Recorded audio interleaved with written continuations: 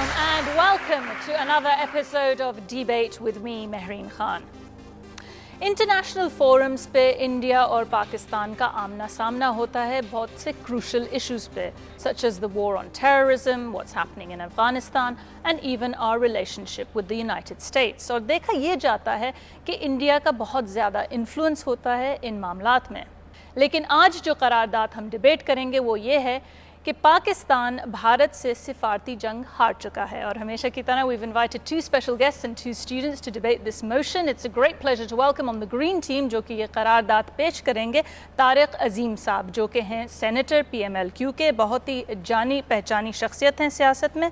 अदनान शहदादज़ई उनका साथ देंगे स्टूडेंट्स की तरफ से, और अदनान जो हैं वो फेडरल उर्दू यूनिवर्सिटी में BA के स्टूडेंट हैं। इसके अलावा उनको सियासत में बहुत दिलचस्पी है। And on the red team to oppose this motion, it's a great pleasure to welcome Taj Haider साहब। उनका साथ देंगे एहसन उमर स्टूडेंट्स की तरफ से। एहसन कराची यूनिवर्सिटी में BS की डिग्री हासिल कर रहे हैं। He is a very accomplished debater और वो काफ़ी मुकाबले भी जीत चुके हैं। So we look forward to hearing from both teams. Let's give them a round of applause. अच्छा, शुरू करते हैं ग्रीन टीम से। अदनान, आप इसको प्रपोज करेंगे इस मोशन का। आपके पास 3 मिनट हैं। After 2 minutes the buzzer sounds once and at the end twice. Please start.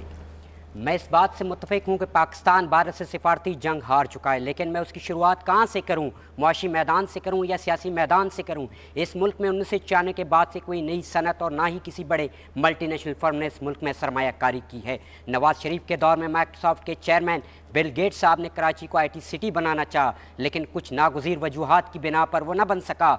इसी चीज़ को देखते हुए भारतीय सफ़ीरों ने अपनी बेहतरीन सिफारतकारी से IT सनत कराची के बजाय बेंगलोर को बना दिया, जो पाकिस्तान की बड़ी सिफारती नाकामियों में से एक है। IT सिटी के फारग तहसील तलबा आज अमेरिका के स्पेस इदारे नासा में बतौर साइंटिस्ट काम कर रहे हैं। कोई भी मुल्क हमें कर्ज या इमदाद देने को राज़ी नहीं, लेकिन मशरूत तौर पर उसमें हमारा सबसे बड़ा दोस्त मुल्क भी शामिल है। ये सब कुछ भारत की सिफारती कामयाबी की दलालत करती हैं कि भारत पाकिस्तान को सिफारती सतह पर तना करता जा रहा है। ये सिर्फ़ और सिर्फ भारत की सिफारती कामयाबी की वजह से हुई है कि अपने दुश्मन को इस तरह मारो कि सांप भी मारा जाए और लाठी भी ना टूटे। ये सारी बातें इस चीज़ की दलील हैं कि पाकिस्तान भारत से सिफारती जंग हार चुका है। जी, a very powerful start from the green team there. अब चलते हैं रेड टीम की तरफ जो इस करारदाद को अपोज करेंगे।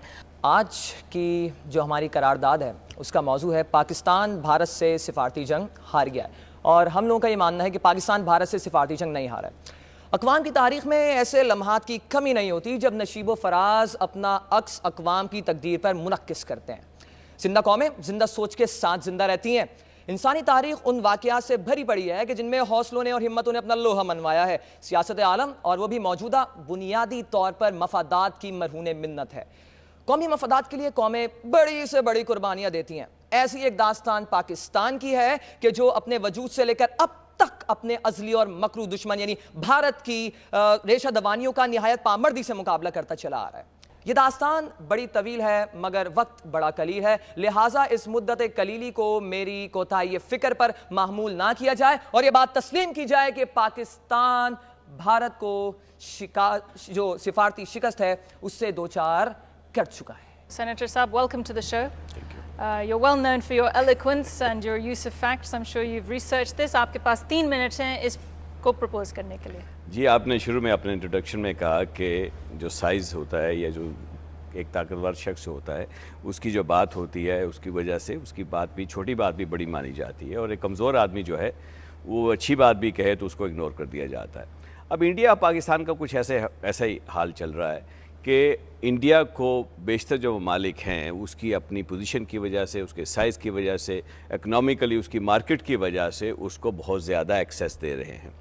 इसकी मिसाल आपने देखी रिसेंटली जब इंडिया को सिविल न्यूक्लियर फैसिलिटी दी गई अमेरिका की तरफ से, जो कि अमेरिका के अपने लॉ के बरअक्स था। यूनाइटेड स्टेट्स ने अपने खुद एक एस्टेब्लिश्ड पॉलिसी के बरअक्स इंडिया को ये टेक्नोलॉजी ट्रांसफ़र की बात की। पाकिस्तान बड़े अरसे से कोशिश कर रहा है कि यही टेक्नोलॉजी हम ले सके, हम नहीं ले सके। लेकिन इस तरह के और भी इश्यूज़ हैं। कश्मीर की बात की मेरे भाई ने, पानी की बात आप कर लें, इन सब पे हमारा मॉरली, अखलाकी, कानूनी ہمارا جو ہے بہت بڑی جسٹیفیکیشن ہے، لیکن اس کے باوجود ہم اس کو آگے لے جانے میں ناکام رہے ہیں۔ اب چلتے ہیں تاج حیدر صاحب کی طرف۔ ہوا یہ ہے کہ جو ہندوستان کی برہمنزم ہے اور جو ہندوستان کا ذات پات کا نظام ہے وہ وہاں پہ انتہا پسندی کو اوپر لایا، اور ہندوستان ایک اکیلا ملک ہے دنیا کا اور اتنا پسماندہ ملک ہے کہ وہاں پہ جو مذہبی انتہا پسند ہیں وہ ووٹ کے ذریعے حکومت بنا لیتے ہیں، اور ان کی ایک مجبوری ہے وہ یہ کہ ایک کھوکھلی نعرے بازی اور کھوکھلی قوم پرستی کے ذریعے اور ایک جنگ کی فضا قائم کر کے دنیا کے اندر اور اس علاقے کے اندر وہ اپنے ووٹرز کو سنبھالتے رہیں۔ اچھا، جو ترقی پسند قوتیں ہیں ان کو کچلا جاتا ہے، جو مائنورٹیز ہیں ان کو کچلا جاتا ہے، جو سرمایہ دارانہ طبقات ہیں ان کو سارے پروٹیکشن دیے جاتی ہیں۔ اس لیے ان کا ایک ایکسس بنتا ہے سامراج کے ساتھ، امپیریلزم کے ساتھ، صہیونیت کے ساتھ۔ تو ایک انڈیا، امریکہ اور اسرائیل کا ایک ملٹری ایکسس جو ہے، اور اگر آپ اس قسم کے عنوانات رکھتے ہیں کہ سفارتی جنگ، تو یہ اسی ذہنیت کی عکاسی کرتی ہے کہ ہم جناب جنگ چاہتے ہیں کسی سے۔ میں آپ کو بتانا چاہتا ہوں کہ دونوں ملکوں کے عوام جنگ نہیں چاہتے، دونوں ملکوں کے عوام امن چاہتے ہیں، اور ہماری یہ بہت بڑی کامیابی ہے کہ ہم نے آمریت کے باوجود اپنا ایک موقف واضح رکھا ہے، امن کے لیے رکھا، بڑی ہم نے پیش رفت کی۔ جو ایک پبلک اوپینین ہے جو کہ ہمارا مین آڈینس ہے، عالمی رائے عامہ فورن پالیسی کا، وہ پاکستان کو حق بجانب سمجھتا ہے، اور کیری لوگر بل کے اندر وہ ایکسس چینج ہوا کہ جو ایکسس تھا ایک ملٹری کوآپریشن کا، وہ ایکسس جو ہے وہ ڈیموکریٹک کوآپریشن کا بنا۔ اب چلتے ہیں آڈینس کی طرف اور دیکھتے ہیں ان کے کیا سوالات ہیں۔ جی، سب سے پہلے سوال کس کا ہے؟ جی السلام علیکم، میرا سوال گرین ٹیم سے ہے۔ اگر بھارت پاکستان سے سفارتی جنگ جیت چکا ہے تو بار بار کیوں یو این او کے دروازے کھٹکھٹا کے سفارت کا طلبگار ہے؟ میرا نہیں خیال کہ ابھی تک انہوں نے کشمیر کے بارے میں یو این او میں گئے ہیں، میرا نہیں خیال کشمیر کے علاوہ پانی کے مسئلے پہ وہاں پہ گئے ہیں۔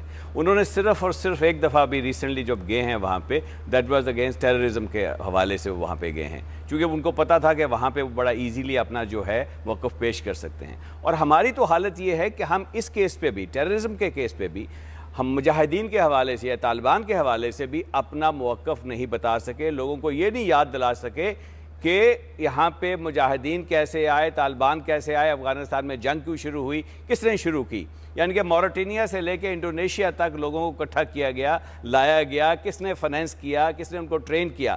ہماری بدقسمی تو یہ کہ 1989 فیبروری میں 12 فیبروری کو جو لاسٹ جو رشین سولجر تھا، جب وہ فرینڈشپ برس کاسٹ کر کے واپس چلا گیا رشیا، تو کسی نے نہیں سوچا کہ یہ لوگوں کو جن کو ہم نے ٹرین کیا ہے، ساری دنیا سے ہم لے کے آئے ہیں، ان کا کیا بنے گا، کیا ان کو واپس ان کے ممالک میں بھیجا جائے، ان کا کیا کیا جائے۔ ان کو وہاں میں چھوڑ دیا گیا اور ہمارے حوالے کر دیا گیا۔ آپ لوگوں نے تو کبھی بھی میرا خیال کاشروں کا نام نہیں سنا ہوگا، نہ یہاں پہ اس قسم کی دہشت گردی تھی پہلے، یہ کب شروع ہوئی، کس نے شروع کی، ہم تو یہ بھی کیس نہیں بتا سکے اپنا پاکستان والے۔ اچھا، اگلا سوال کس کا ہے؟ جی میرا سوال مسٹر احسن عمر سے ہے کہ اگر یہ کہتے ہیں کہ پاکستان بھارت سے سفارتی جنگ نہیں ہارا ہے اور اپنے دوستی کے تعلقات استوار کیے جا رہے ہیں، تو جب بھی پاکستان میں کوئی پہلا حادثہ درپیش آتا ہے تو بھارت کی پہلی انگلی پاکستان ہی کی طرف کیوں اٹھتی ہے؟ Very good question. بھارت ہمارا شروع ہی دن سے دشمن رہا ہے، یہ کوئی نئی بات نہیں، آپ تحریک پاکستان میں جانتے ہیں کتنے مسلمانوں کا خون بہایا گیا، تو بھارت تو کبھی پاکستان کو تسلیم کر ہی نہیں سکتا، یہ کوئی نئی بات تو ہے نہیں۔ تو ظاہر سی بات ہے کہ کوئی بھی کام ہوگا تو سب سے پہلے اس کی سب سے فرسٹ پریورٹی کیا ہوگی کہ بھئی پاکستان پہ الزام لگا دیا جائے۔ تو یہی بھارت کرتا ہوا آ رہا ہے عرصے دراز سے،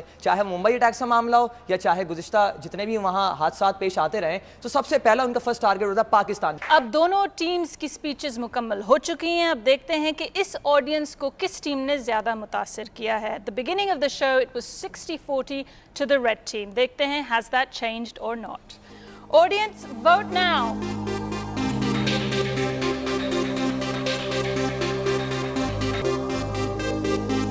تھوڑی سی تبدیلی آئی ہے. The green team have managed to get more votes, so congratulations to the green team.